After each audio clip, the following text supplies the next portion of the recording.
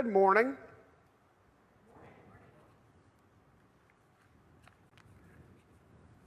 It's great to be here and to be celebrating with you about the Lord's table. We'll be doing that the next 3 Sundays, culminating on October the 3rd, World Communion Sunday. And you'll be hearing a good bit more about that. But these 3 Sundays, we'll be focusing on the table. Why are we here? Whose guest are we? What are we doing? Why is this table so special? And we'll look at this in some different ways, because this is such an important part of worship, especially for churches in the Christian church, disciples of Christ. Now, in some books in the Bible, there are layers of theological understanding. Take the Gospel of John. Have you ever read in the Gospel of John and you went, what did he just say? And didn't he say the same thing about 3 different times? There are layers to some of the books that you have to go back and look at again, and it may strike you in a different way, and it's loaded with meanings, and it takes a lot to unpack. Then there are other places in the Bible where you can't get much clearer, and it's just very plain speech, and you can't question the meaning.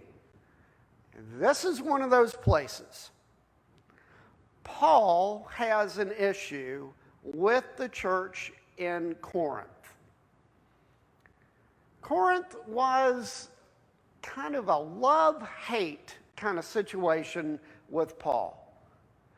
He loved the people dearly, but it drove him nuts, the things that they took and went their own separate way with. And there were all kinds of influences that were coming in and distorting what he had taught and left them with. And he wrote at least 2 letters, possibly more, to them to try and get it straightened out. Because they would write him, "Dear Paul, so-and-so and so-and-so is saying so-and-so and so-and-so, and this is going on." And Paul would write back.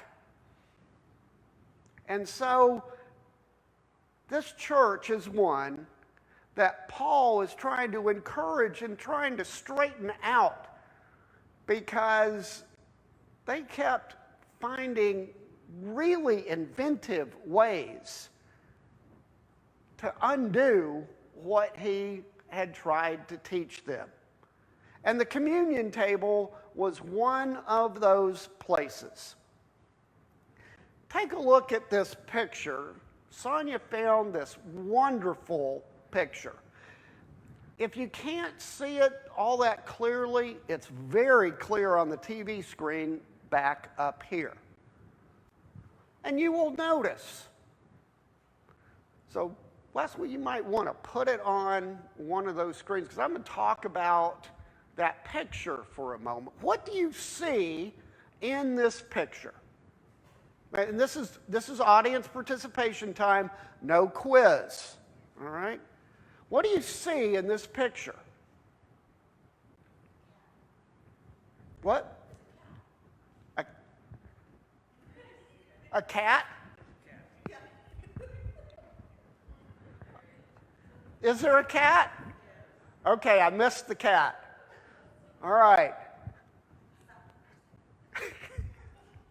So, what? What? No. Oh, I get it. No, Karen didn't have anything to do with it.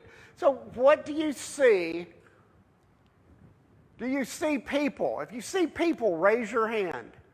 Okay, now we're getting somewhere. Dick, what do you see? No head of the table. Okay. Why is there no head of the table? What? Everybody's equal. Oh, I like where that's going. It's in a circle.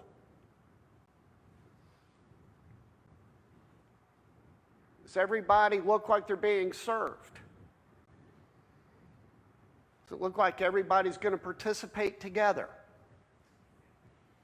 Is that how you would imagine it should be in the church? Yes, except it wasn't in Corinth.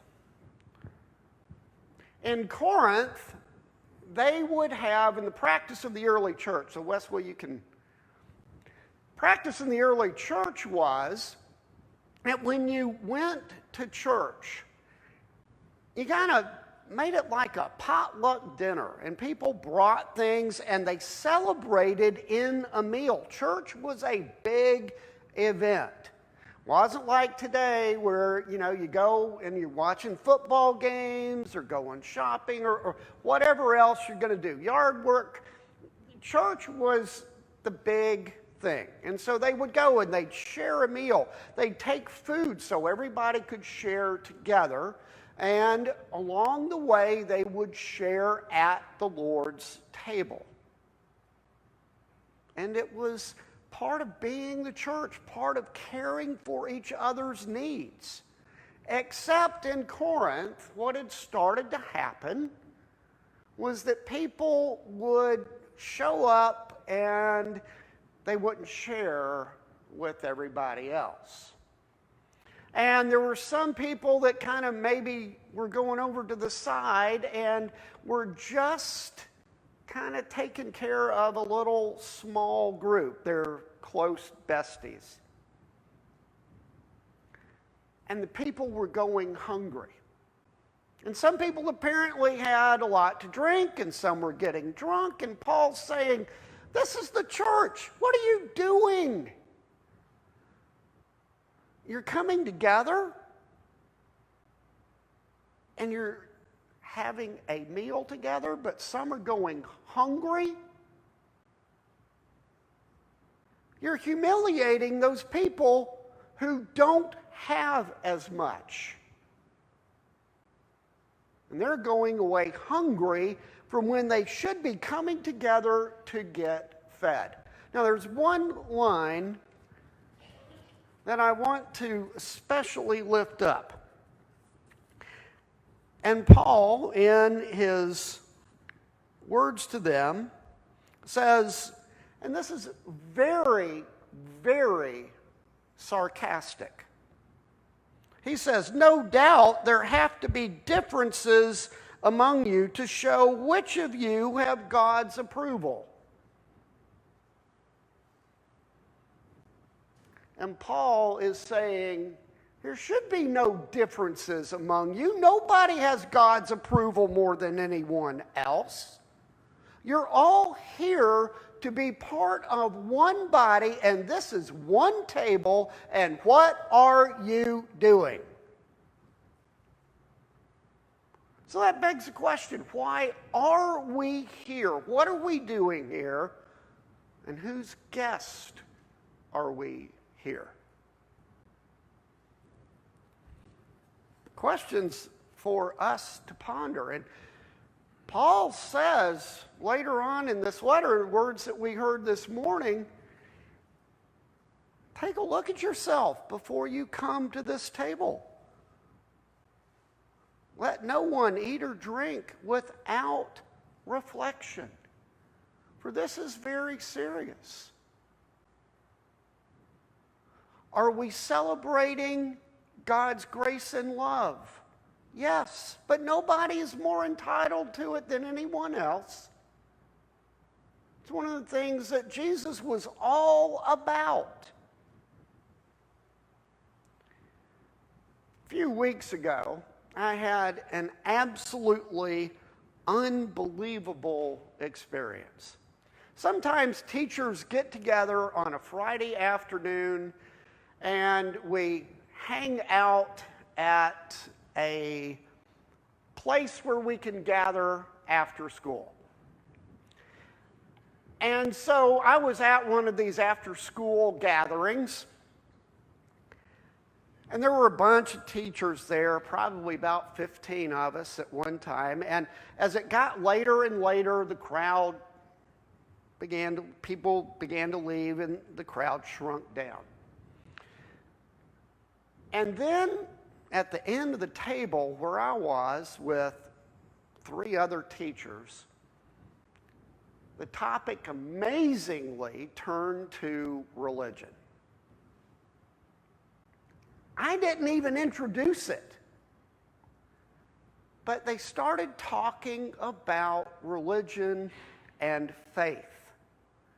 And since I'm down there, they happened to go, "Rick, what do you think?" An invitation I couldn't refuse. And so we started talking back and forth. And after this had been going on a little bit, there were just a few others left, and they came down and they joined us. And for the next hour, 6 of us were talking about religion and church and the Christian faith. I was very distressed to hear of the experiences of 2 of those people and the experiences that they had in the church. And I listened, and we shared back and forth, and my heart just broke hearing about some of the experiences people had had in church. I was distraught. I was, like Paul, a little angry, because what I said to them was, this is not what Jesus is about, and this is not what the church is about. I'm so sorry that is what you experienced, but please hear someone say to you today, that's not what Jesus is all about, and that is not what the church is supposed to be about. And eventually, as we talked, came around to communion. And what is the deal with communion? What's communion all about? Because that had been one of the issues for one of the people in one of the churches. And what I told them was this. My church background, Christian Church Disciples of Christ, is one of the very few Protestant churches that comes to the table and shares communion every Sunday. It's just part of who we are because we think it is so special and so important. Why? I went on to tell them, this table is a table where we are all reminded of our need for God's grace.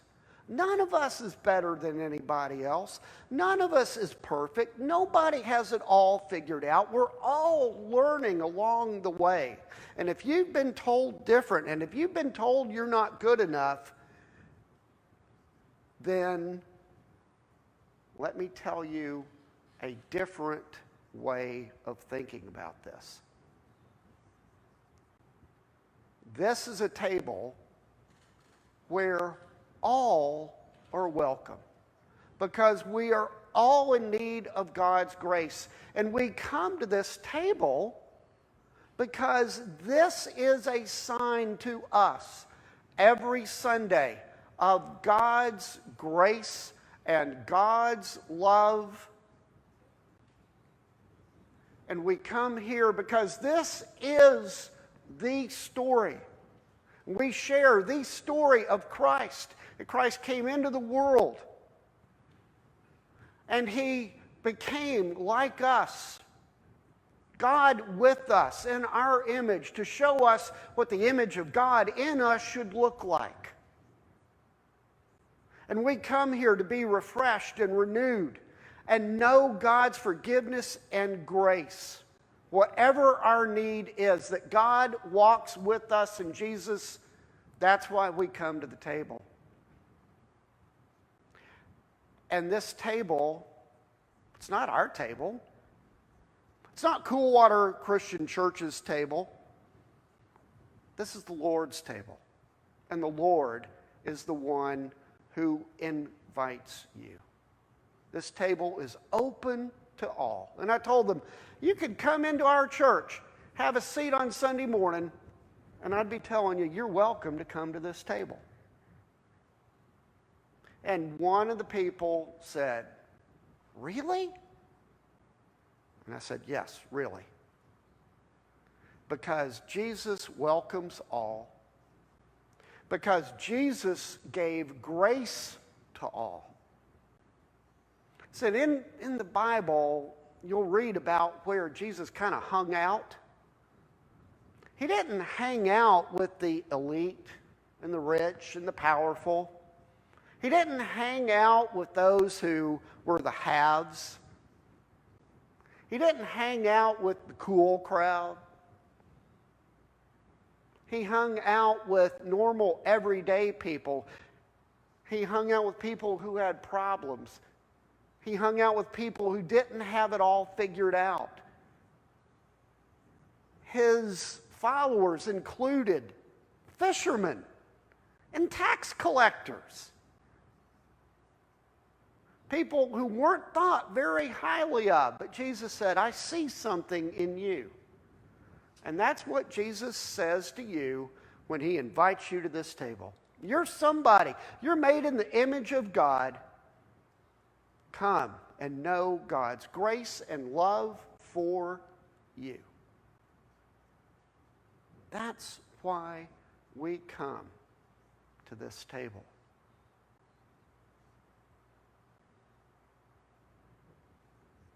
I hope that through my conversation, I at least planted some seeds for those fellow teachers to see the church a little differently. To see what I see about this table and about why it's so special and about why we come here. Because this is the Lord's story, but it's also our story. It's your story. It's my story. It's the story of why the church exists in the first place. That Jesus, on the night that he was betrayed, even before he got to the table, he took a bowl and poured water into it. So here's the one who is God with us. Every right to sit down and say, wash my feet, serve me. That's not what he did. He took the bowl and washed the feet of his friends and followers and said, do as I have done. Serve, love, live with them, teach them, help them to know of God's grace and love. And then he gave himself for us. That's your story. And the last thing, we come here because we follow a living Lord. And because this table touches us. Coming to this table reminds us of his saving grace that touches our life every day. There is a story told of two beggars And they looked out for each other, and every day one of them would go out and try to find food, and they'd switch off. They'd find food and drink, and they'd come back and get the other and take them to where they had found something. Back and forth, day in, day out. Then one day, this one beggar came back and said, come with me, come with me. I found a place where there is all the food we could ever want and all that we could ever want to drink, and we will never be hungry or thirsty again. We will be filled and we will be satisfied. And it's said that this table is like a place where one beggar comes and shows another beggar where the food and where the drink is. And when you eat of it, you will never be hungry or thirsty again, and you will be satisfied in ways beyond your imagining. Thanks be to God. Amen.